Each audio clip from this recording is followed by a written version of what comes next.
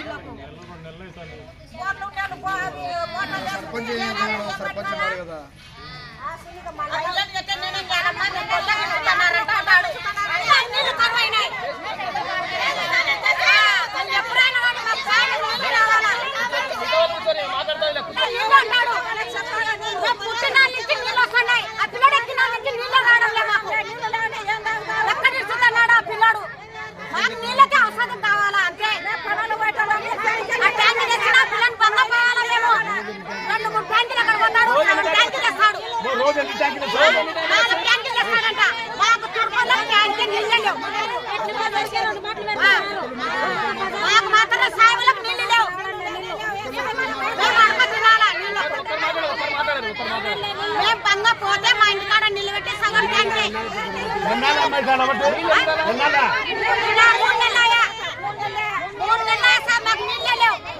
రోజుకి ఎన్ని ఒకటి వస్తున్నాయా? రోజుకు ఒకటే వచ్చేది?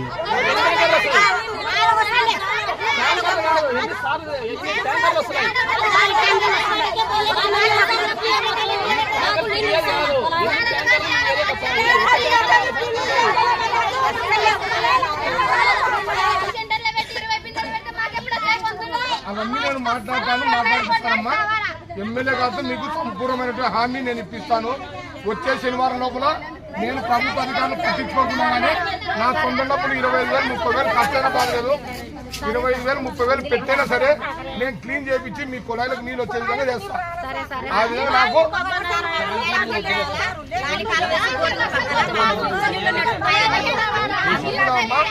నీటి సమస్యకు మీరు నన్ను పిలిచినందుకు, నేను వచ్చినందుకు నా సొంత డబ్బులతో కానీ కాక క్లీన్ చేయించి పైపులు 2-3 ఎక్స్ట్రా చేయించి మీకు నేను నీళ్ళు తెప్పించే పూచి అది మా చెడ్డమ్మ తరఫున అదే మిషన్ లారీ తెప్పిస్తానమ్మా.